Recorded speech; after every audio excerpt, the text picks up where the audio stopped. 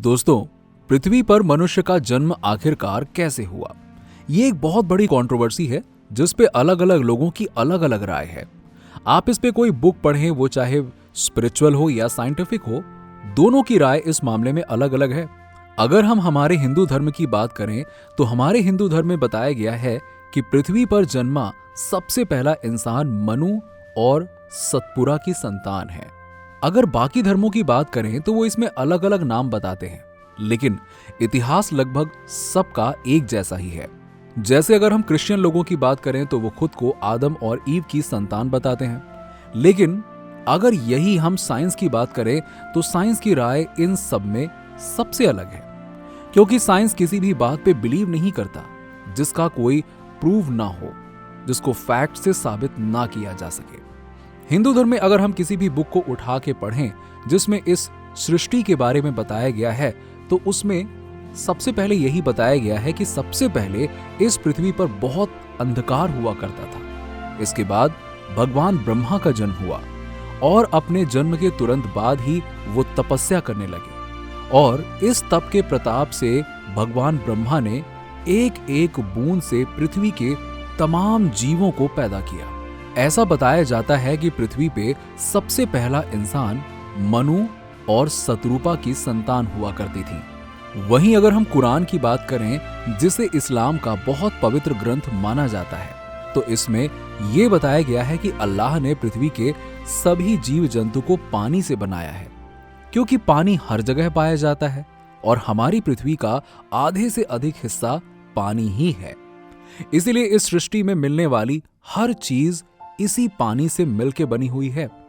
वहीं अगर हम ईसाई धर्म की मान्यता की माने तो उनके बाइबल में यह लिखा है कि गॉड ने 6000 साल पहले पृथ्वी के सारे जीव जंतु और मनुष्यों की रचना एक झटके से कर दी थी। लेकिन बहुत से लोग इस थियरी को नहीं मानते हैं, क्योंकि हिंदू धर्म को 5000 साल बीत चुके हैं और इस हिसाब से पृथ्वी पर फिर कोई इंसान नहीं होना चाहिए था।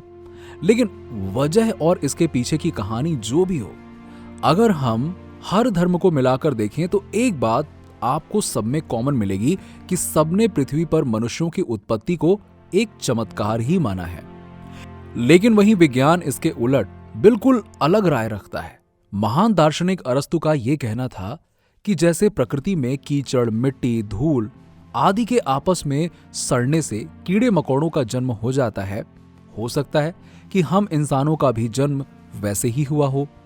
जबकि वहीं फ्रांस के वैज्ञानिक लुईस पॉस्चर का यह भी मानना था कि हमेशा एक जीव से ही दूसरा जीव बनाया जा सकता है, बाकी कोई दूसरा तरीका नहीं है जीव को उत्पन्न करने का। इसीलिए उन्होंने इस थियरी को मानने से मना कर दिया। साल 1871 में चार्ल्स डार्विन ने भी इस पे अपना विचार रखा। उनका कहना था कि इंसान भौतिक और रासायनिक क्रियाओं के मेल जोल से बना है।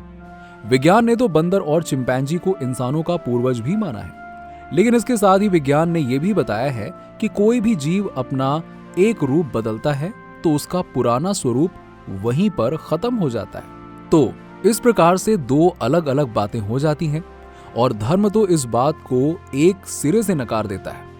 लेकिन इसमें सबसे बड़ी और इंटरेस्टिंग बात पता है क्या है? वो ये है कि दुनिया के तमाम वैज्ञानिक मिलकर भी इस पे अपनी कोई कंफर्मेशन नहीं दे पाए हैं, और सबने इंसानों के उत्पत्ति के बाद उन्होंने अपना जीवन कैसे बिताया, कैसे आग जलाना सीखा, कैसे खेती करनी सीखी और डे बाय डे कैसे उनकी लाइफस्टाइल चेंज हुई, इस पे काम किया है।